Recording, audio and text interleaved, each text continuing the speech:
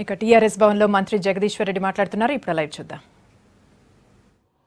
ఊర్లలో ప్రజలు మీకు చెప్పాల్సిన పద్ధతిలో సమాధానం చెప్తారనే విషయాన్ని కూడా గుర్తుపెట్టుకోవాలని చెప్పి వారిని కూడా హెచ్చరిస్తా ఉన్నాం.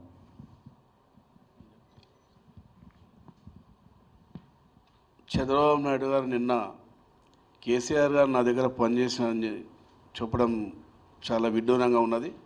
ఎన్టీ రామారావు పార్టీ పెట్టినప్పుడు కేసీఆర్ గారు, ఇందారెడ్డి, జానారెడ్డి అతి దగ్గరున్నటువంటి నాయకులు వీళ్ళందరినీ కూడా ఒక పద్ధతి ప్రకారంగా లక్ష్మీపురాతను అడ్డు పెట్టుకొని ముఖ్యమంత్రి కావాలని చెప్పేసి సీనియర్ నాయకులందరినీ కూడా పార్టీలో నుండి పంపించింది చంద్రబాబు నాయుడే.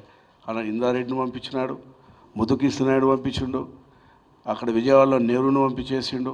ఎందుకంటే వీళ్ళు పోటీ అవుతారని చెప్పి. కానీ ఈయన కింద పనిచేయలేదు. ఎన్టీ రామారావు కింద ఎన్టీ రామారావు పోటీ చేస్తా అని చెప్పి పార్టీలోకి వచ్చింది. కాంగ్రెస్ పార్టీకి వచ్చి చంద్రబాబు నాయుడు. కేసీఆర్ అట్లా కాదు. కేసీఆర్ పార్టీ పెట్టినప్పటి నుంచి తెలుగుదేశం పార్టీ ఎట్లా ఉండాలి, జన్మభూమి కార్యక్రమం ఎట్లా ఉండాలి, పార్టీ ఏ విధంగా ఉండాలని నడిపినటువంటి వ్యక్తి కేసీఆర్ గారు. దాంట్లో ఇందారెడ్డి గారు కూడా గండిపేటలో కేసీఆర్ ఇందారెడ్డి క్లాసే తీసుకున్నారు ఆ రోజుల్లో. అది మర్చిపోయినటువంటి చంద్రబాబు నాయుడు. అయితే చంద్రబాబు నాయుడు నేను చెప్పేది ఏంటంటే, నిన్ను ఆంధ్ర ప్రజలు నమ్మి నిన్ను ముఖ్యమంత్రి చేసినారు. నువ్వేం చేయాలంటే ఆంధ్రలో ప్రజలు నమ్మినట్టుగా నువ్వు డెవలప్ చేయాలి. అక్కడ నువ్వు ఏదైతే ఎలక్షన్ల ముందు ఇచ్చినటువంటి రైతుల రుణమాఫీ చేయలేకపోయినావు, డాక్రా మహిళలకు ఇవ్వలేకపోతున్నావు, అక్కడ పనులు చేయలేకపోతున్నావు.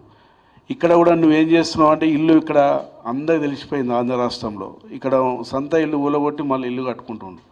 అది ప్రజల్లో ఏమైందంటే, అరే మళ్ళీ హైదరాబాద్లో ఉంటాడా ఏమి మరి ఇక్కడ, ఎందుకంటే కొత్త రాష్ట్రం వస్తే ప్రజలను నమ్మియాలి. అక్కడ నమ్మించి విజయవాడలో, గుంటూరులో ఇల్లు కట్టుకుంటే బాగుంటుంది. ఇక్కడ మళ్ళీ ఇల్లు ఊడగొట్టి ఇవన్నీ మంచి పద్ధతి కాదు. అది నువ్వు పోయి తొందరగా నువ్వు పోయి అక్కడ ప్రజలను నమ్మించి అక్కడ ఉంటే బాగుంటుంది.